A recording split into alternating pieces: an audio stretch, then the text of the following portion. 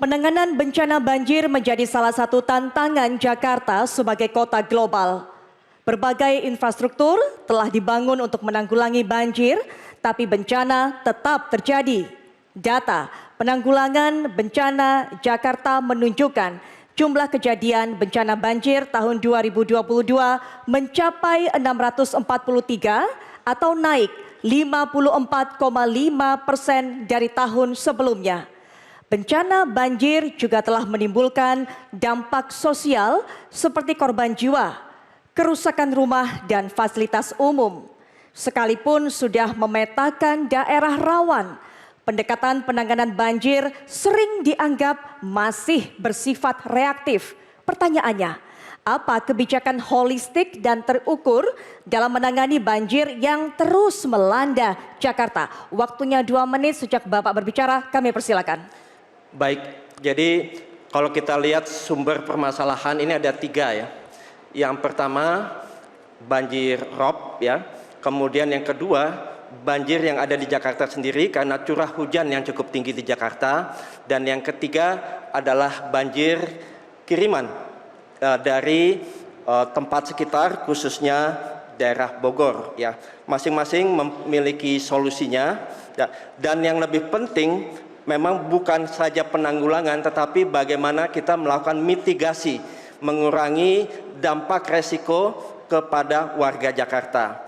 Untuk masalah terkait dengan banjir kiriman, kita perlu melakukan koordinasi dan komunikasi aktif ya. Ada forum koordinasi dengan Pemprov daerah di hulu ya, seperti Pemprov Bogor dalam pengaturan debit air ya. Kemudian juga kita juga akan perbaiki tata guna lahan di sana ya. Untuk curah hujan di Jakarta kita akan lakukan sistem pengendalian air terpadu ya. Kemudian kita akan normalisasi daerah aliran sungai. Kemudian seperti program unggulan kami, kita akan membangun kolam pipi monyet ya, contohnya itu di Tebet Eco Park ya. Kemudian kita juga akan melakukan konsep yang disebut permeable concrete system. Jadi sistem beton berpori. Jadi trotoar-trotoar yang ada dia punya beton, pori-porinya itu nanti bisa menyerap air 600 liter per meter persegi per menit ya. Jadi jumlahnya cukup bagus untuk resapan air. Kemudian kita akan lakukan optimalisasi dan perbaikan pompa dan juga teknologi modifikasi cuaca ya, khususnya untuk waktu-waktu tertentu. Baik, mohon maaf, waktu habis Bapak. Baik, dan kita akan lanjutkan dan kita akan berikan kesempatan kepada calon wakil gubernur nomor urut 3 untuk menanggapi jawaban dari calon wakil gubernur nomor urut 2.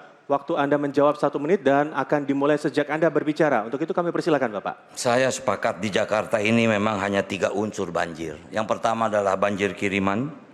Karena itulah pembangunan waduk untuk mengurangi debit air yang masuk ke Jakarta sangat dibutuhkan. Kemudian yang selanjutnya adalah kita harus segera melakukan normalisasi sungai dan menambah jumlah sumur resapan. Yang kedua adalah banjir genangan drainase. Nah inilah di sini pasukan oranye akan siap sedia. Kemudian kita akan bangun sarana jaringan utility terpadu agar kabel-kabel tidak menumpuk drainase. Inilah yang terjadi. Nah kemudian secara nyata banjir akan menjadi salah satu prioritas APBD DKI 2025. Normalisasi sungai harus segera diselesaikan. Terima kasih. Masih ada waktu, ada yang ingin ditambahkan? Cukup? Baik, terima kasih.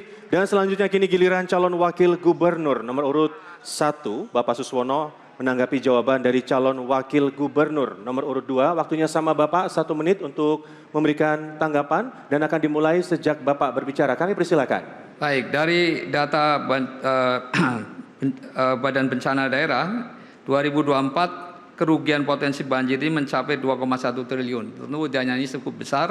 Oleh karena itu, andaikan kita bisa menuntaskan persoalan banjir secara holistik, saya kira adalah satu keniscayaan dan memungkinkan untuk itu. Dana APBD Jakarta memungkinkan untuk itu. Oleh karena itu, Pertama dari hulu. Hulu saya kira memang tadi sudah disinggung juga, perlunya dibangun bendungan-bendungan atau waduk-waduk baru yang cukup signifikan untuk menahan agar laju air tidak langsung ke Jakarta. Di tengah kemudian kita bangun juga sumur-sumur resapan dan juga biopori agar tanah air di Jakarta ini sendiri juga bertambah. Dan terakhir tentu di hilir, yaitu dengan giant seawall. Saya kira itu adalah satu solusi yang memang satu paket dengan sendirinya, insya Allah Jakarta akan bebas banjir. Terima kasih. Baik, waktunya habis. Tenang dulu Bapak Ibu, kita masih akan lanjutkan debatnya. Kita akan kasih kesempatan untuk memberikan apresiasi nanti, tahan dulu. Dan selanjutnya kita kembali ke calon wakil gubernur nomor urut 2, Bapak Kunwardana, untuk merespon tanggapan kedua calon wakil gubernur. Waktunya juga sama 1 menit dan akan dimulai sejak Bapak berbicara. Kami persilakan. Ya, jadi tadi dua paslon kita sudah sejalan ya saya pikir. Kemudian saya ingin menambahkan yaitu bagaimana teknologi ini bisa dimanfaatkan ya. Jadi dengan adanya situ, waduk maupun kanal, kita bisa masukkan teknologi AI di sana sehingga dia secara cerdas bisa menentukan posisi-posisi yang terbaik untuk Jakarta agar tidak terkena banjir. Kemudian yang berikutnya adalah kita perlu melakukan pemetaan berkala daerah banjir. Tujuannya adalah untuk mengetahui informasi titik-titik rawan dan informasi ini perlu disampaikan ke warga. Dan juga kita ingin menyampaikan bagaimana nanti rencana mitigasinya.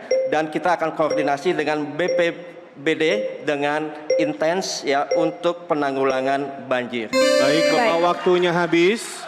Ya. Terima kasih. Baik, nah saat ini kita akan berikan kesempatan kepada para pendukung untuk memberikan aplaus tentunya untuk calon wakil gubernur nomor urut 2 yang sudah memberikan jawaban.